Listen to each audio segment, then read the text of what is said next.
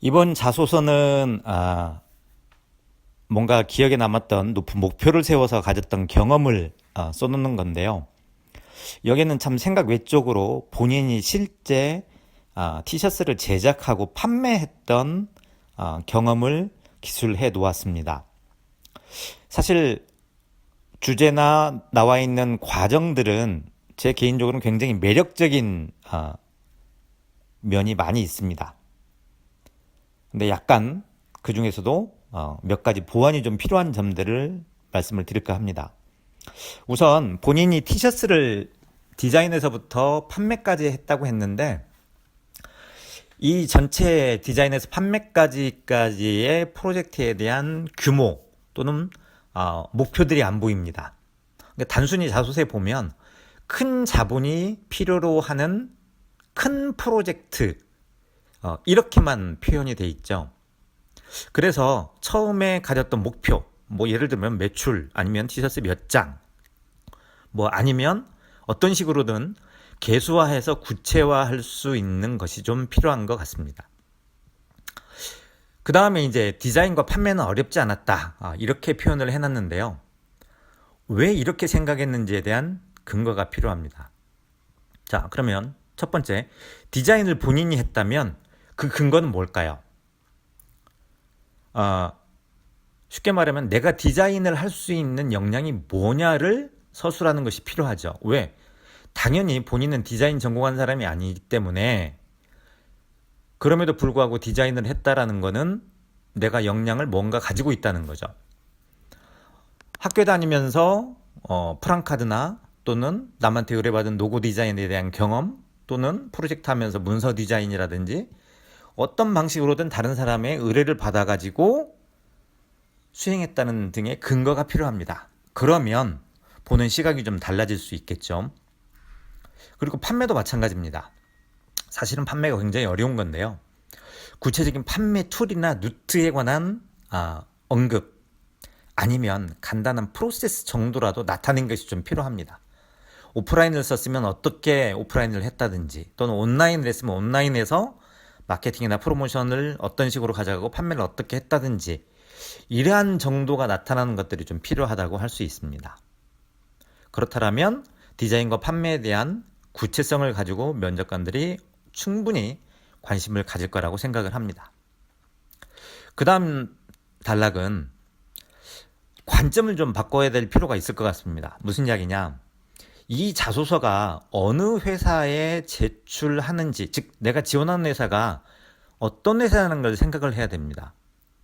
만약에 패션업계나 제조업이 아니라고 하고 현재 광고업계를 기준으로 한다면 파란색 박스 안에 있는 제작 과정을 기술한 부분은 너무 길다는 느낌입니다.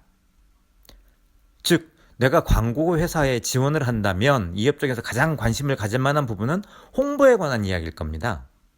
근데 홍보에 관한 내용은 그냥 비용으로 결론이 나버리고 있습니다. 좀 아쉽죠. 그래서 만약에 바꾼다면 비용과 관련된 부분은 맨 윗단에 결론 형태로 끌어올리고 홍보에 관한 것들은 조금 더 구체적인 방법들로 나타내가지고 기술을 해놓으면 좋은 반응을 이끌어내지 않을까라고 생각을 합니다. 조금 풀어서 말씀을 드리면 나는 A라는 홍보 전략을 기반으로 해서 이렇게 모델 섭외를 하고 아이돌 가수 섭외를 하고 판매를 더 잘 되게 하려고 이런 프로모션을 활용을 했고 그런데 결과는 잘 안 나왔다. 그렇지만 나는 이 결과를 기반으로 해서 B를 다시 한번 생각할 수 있었다. 이런 흐름의 전개를 가지면 아마도 더 훨씬 매끄럽지 않을까라고 생각을 합니다. 그 다음은 이제 마지막으로 조직에 본인이 소속감을 느꼈던 이야기입니다. 보면 파란색 박스로 표현된 부분에 우리가 가장 많이 언급하는 글쓰기를 만약에 다시 언급을 하면 직장인 동호회 소속으로 독립하며 문제가 되었던 것은 모임의 규칙이 강제성이 완화돼서 결속력이 느슨해진다는 점이었습니다. 제가 지금 줄여서 이야기를 했죠. 비교해보면 몇 가지가 탈락이 되어 있는 걸 알 수가 있죠.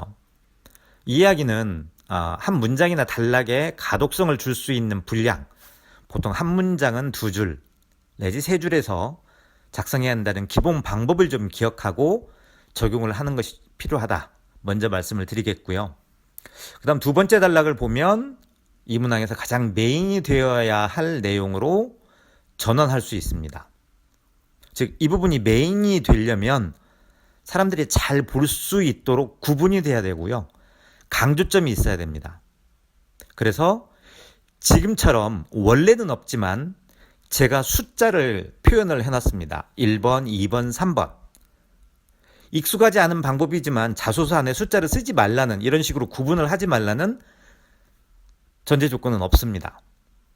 그래서 숫자로 쓰게 된다면 자소서를 보는 사람이 뭔지는 모르지만은 구분해서 볼 수 있기 때문에 조금 더 집중하지 않을까라고 생각을 합니다. 그 다음에 이제 물리적인 허들을 메인으로 생각을 하고 이거를 보완했다라는 부분을 활용하고 있습니다. 근데 이 부분은 보면 전체 한 서너 줄이 일반적인 수준의 행동입니다. 무슨 얘기냐? 그렇게 관심을 끌만한 내용이 아니라는 거죠.